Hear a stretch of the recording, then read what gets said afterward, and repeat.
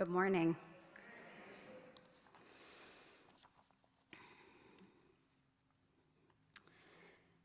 I have a vivid memory from when I was about 7 years old, living in a quaint little southern Minnesota town called Stewartville.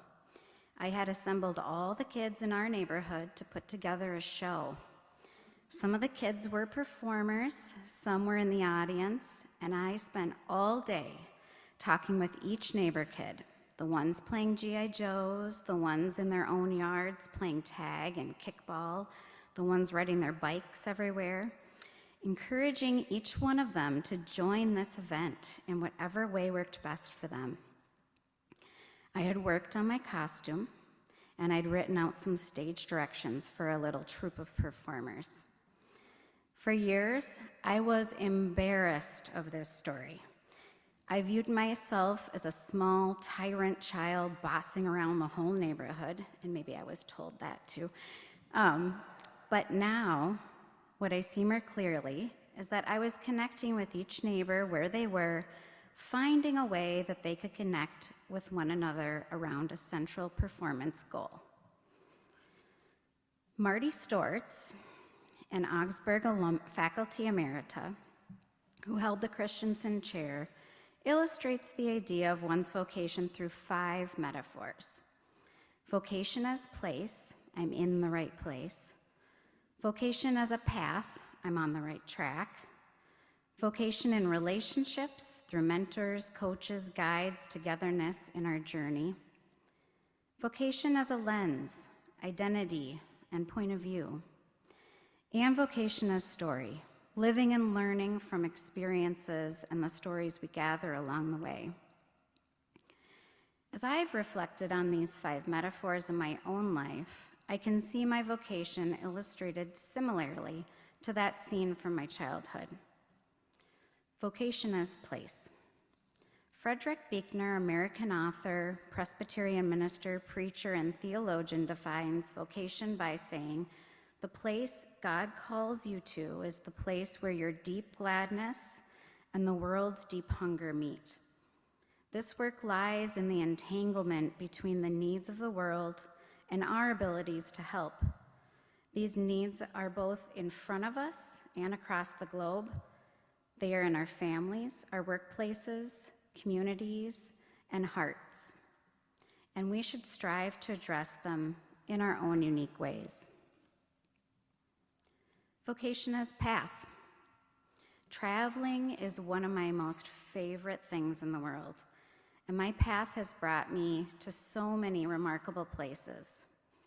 Along the way, in travel, in work, in life, I instinctively notice beauty and gaps simultaneously. My eyes are drawn to patterns and potential solutions, and when I hit a fork in the road, I look for creative solutions and I move forward with decisiveness. This plays out here at Augsburg, in my service to our church, Gloria Dei, and in my family life. Vocation in relationships. This one resonates profoundly for me. I strive to learn from my relationships as much as I sustain them. For example, in conversations, both personal and with Augsburg alumni and friends, I find myself deeply listening beyond the words that are said and into the places of others' hopes and fears. At face value, these can sound like passing comments or even complaining and griping, but often they present opportunities to encourage individuals to lean into their own gifts. By standing in other people's worlds for but a moment and reflecting on their own experiences, I muster the courage and audacity at times to invite people to imagine and invest in creating a new reality.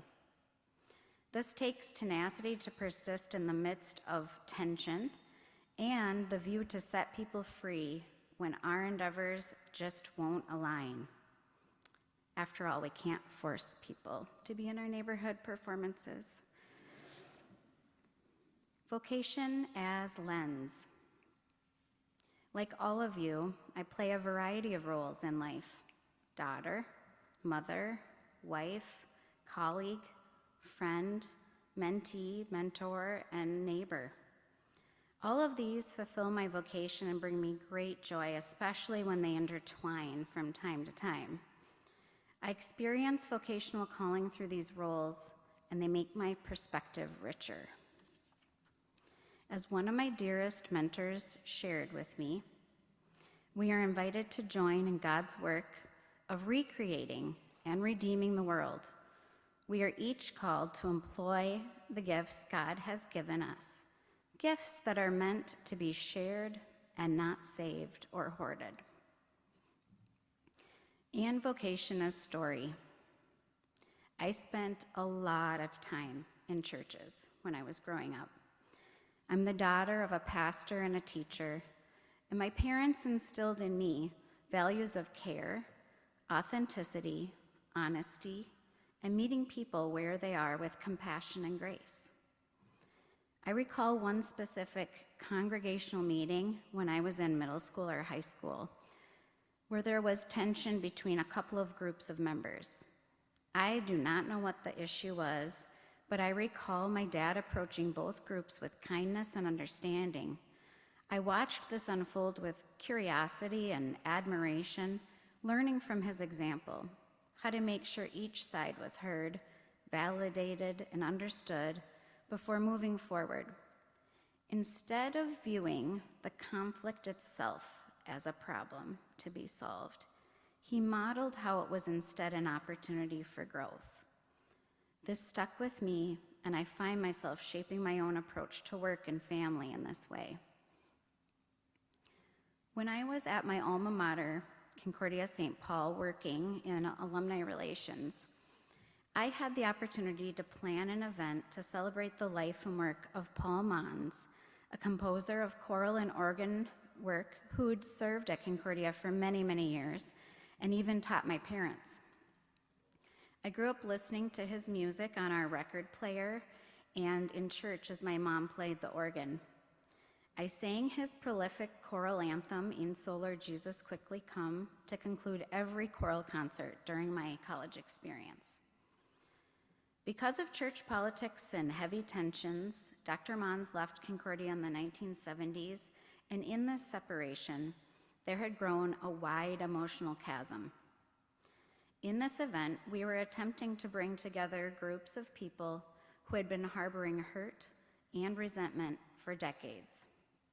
Through listening, creative planning, and the special power of music, we gathered hundreds of people for dinner and a concert, resulting in reunification, forgiveness, and a newfound future. On my drive home that night, I knew I was living my vocation. John 10:10 says, "The thief comes only to steal and kill and destroy. Christ came that they may have life and have it abundantly." There are many loud voices telling us what we need to do to be happy, often leading us to chase after things that satisfy us momentarily. The beauty of the idea of a Christian vocation is that it leads not only to forgiveness-driven, spirit-inspired service of neighbor, but also to a more abundant way of life for us. During Augsburg's 2024 Interfaith Symposium, Rabbi Adam Stock-Spilker shared that at our core, humans long to be noticed, named, known, and needed. I think about this statement nearly every single day. I believe that people are looking for meaning, for kindred spirits, for a way to help. Nearly everyone I've met in life pines for a better world, and varied life experience produce different shapes, patterns, and perspectives to accomplish that. I think that part of my vocation is to knit those pieces together with hopes for a more profound and collective impact.